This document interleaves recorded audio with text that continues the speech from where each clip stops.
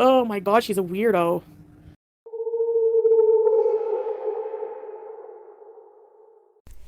Hello, 'tis I, Fat Cow. Atmospheric, isn't it? Anyway, that's not why I'm here. Yesterday's live, the very brief live, a few things I want to point out. One, Foodie was in a really good mood. Two, Foodie announced that she's probably not going to do any more lives while she's in Syria because the internet's pissing her off. Three, Foodie also mentions that the next piece of content we'll see from her is a pre-recorded mukbang. See where I'm going with this?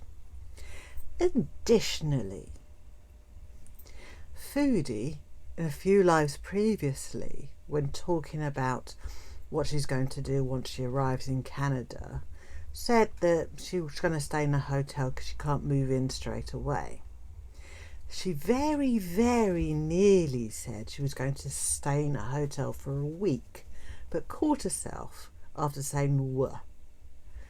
Paused, took a beat, and then just changed the subject, and then returned to the subject and said she'd stay in the hotel for a night. This leads me to this conclusion, and if I'm wrong, I'm going to look very stupid, but it wouldn't be the first time. I checked the flights because I'm that kind of person. If she took one of two flights that was available yesterday, she would arrive in Canada on Sunday at roughly 3 o'clock in the afternoon. If she arrives in Canada on Sunday afternoon, she has a whole week to lounge about in a hotel until she moves in, as she said she could on the 2nd of November. Do I think Foodie is in the air as we talk? Possibly. Do I think Foodie spent the night in a hotel in Turkey and is now going to head to the airport shortly because there's a flight leaving tomorrow morning, roughly about 8 a.m, going to Montreal? Possibly. So, is that what I think she's doing? I think there's a very, very good chance that is what she's doing, as she's going to arrive in Canada on Sunday, and Monday, miraculously, she will appear. Not necessarily on screen immediately, but almost definitely no longer in Syria. Will she stay in Syria? I don't think so. I think the chances of her staying in Syria permanently are about as high as Salah moving to Syria in the future. Would she give it a go? Possibly. Will she be able to survive without her pay monthly hubby, who cannot divorce her in Syria because, as far as Syria is concerned, they're not even bloody married? No, I don't think she could, despite everything she's been saying. I think if she can't get Salah to Syria, to Canada, she's not going to stay in Canada. However, there is one caveat to this whole conspiracy theory of mine. Foodie could very easily, during this gluttonous festive season that is upon us, including candy for Halloween, American Thanksgiving and Christmas, and the New Year, celebrate, drinky, that kind of thing, not necessarily alcohol, but definitely things that have shitloads of calories in them. She'll stay in Canada under one caveat, and that is she makes herself immobile and can no longer make the journey back to Syria. But apart from that, she's off on a little vacay. Will try and settle down because she has to be there to, you know, expedite the process of getting Salah over there. It's not going to work. It won't work. And then if she's physically able, she'll go back to Syria. Now, there's a lot of speculation on the internet currently, with some people claiming that they have a direct source to the information that Foodie is in shit loads of trouble with the Canadian authorities, and when she arrives in Canada, a lot of shit is going to hit a monumentally big fan. For which I'm going to say this. If it did, how would we know? She wouldn't be able to go on the internet to talk about it. She'll be, you know, under investigation or arrested or whatever is being implied. Detained. She'd be detained, I think is the word for it. And two,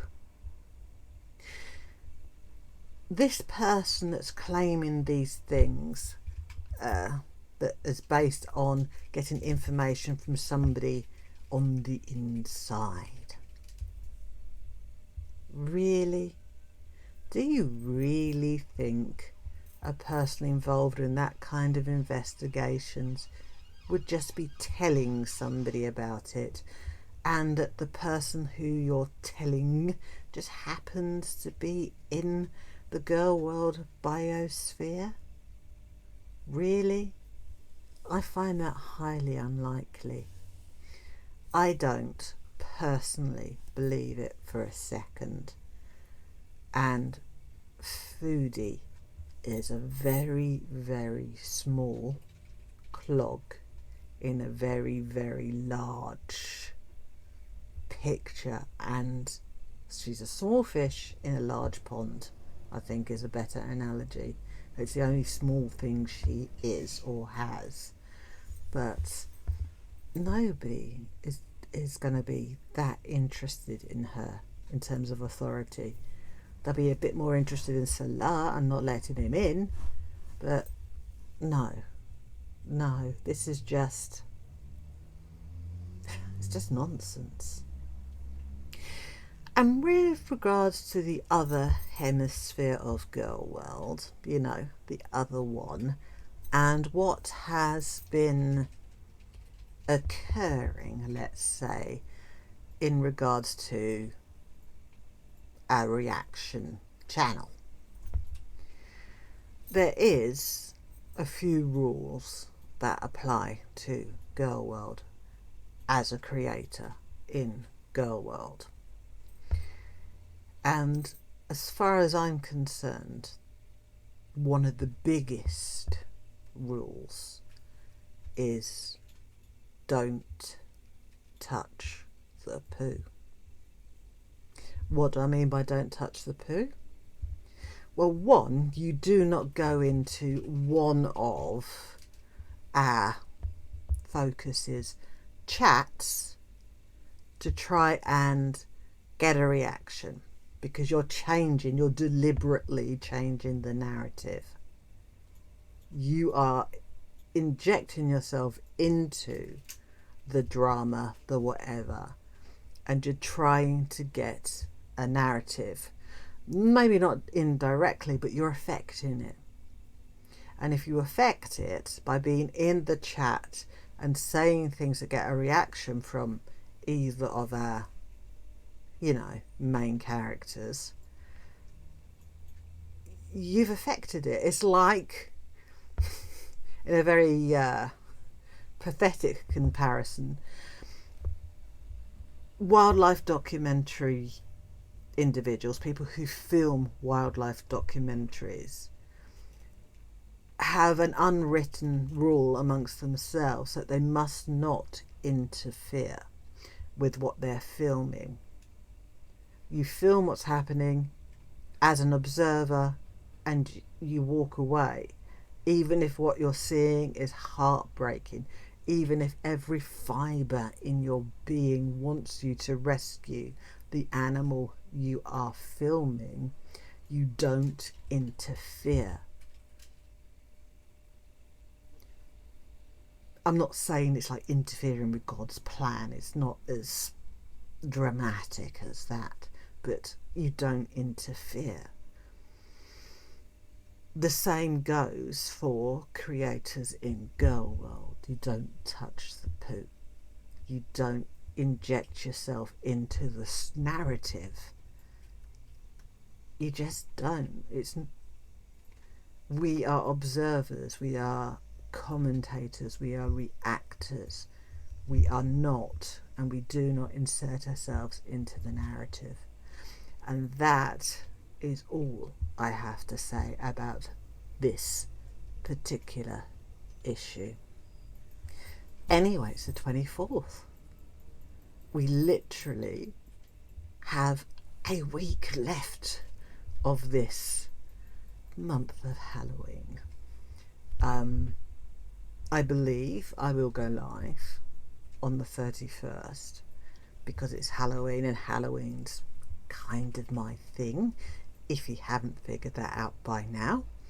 But I'm more likely to do it in the early morning of Halloween than late at night, because time differences and celebrations and stuff. I hope you join me.